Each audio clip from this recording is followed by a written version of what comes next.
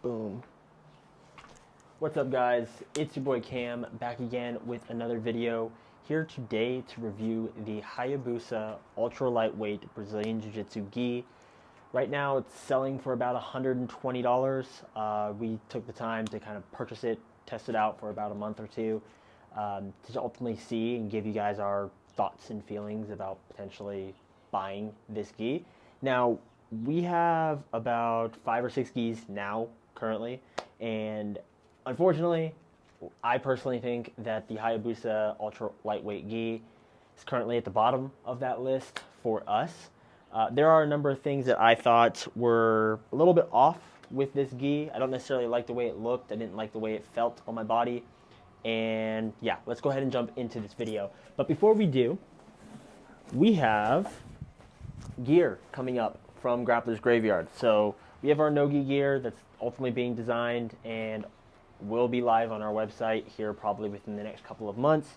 So we have our grappling shorts that we are currently working through. Haven't completely finalized a design for this, but we are in talks with some manufacturers about some clothing as well. But our rash guards will be coming soon. Hopefully by the end of the month, fingers crossed, we'll have these ready and out here. But nonetheless, let's go ahead and jump into what you guys came here for, the Hayabusa ultra lightweight Brazilian Jiu-Jitsu gi review. So, like I said, this gi was not necessarily my personal favorite. The biggest thing, right, so I've mentioned it before, I am 5'10", 155 pounds, and typically my gi size is either A1, A1L, or A12, depending on somebody else's sizing chart, right? I always try to look at the sizing chart to try to see, okay, is this company's sizing off? Is it too big? Is it perfect?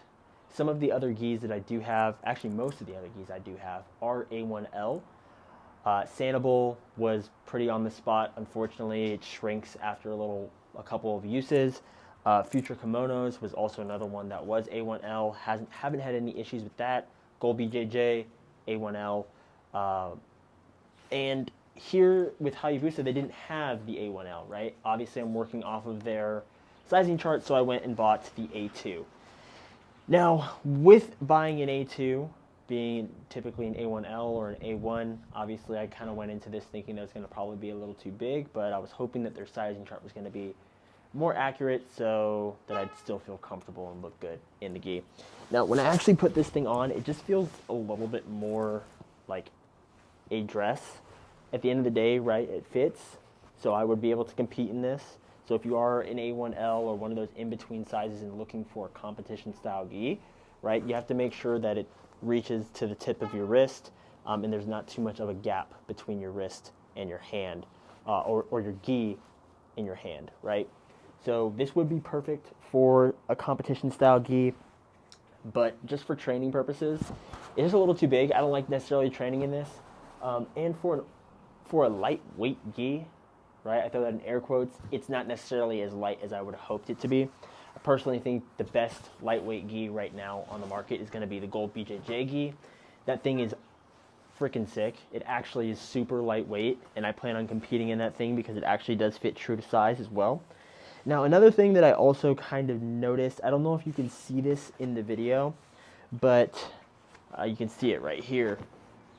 So after a couple of uses and washing, and then I air dry all of my stuff. I do not throw anything in the dryer because that's just asking to throw money down the drain.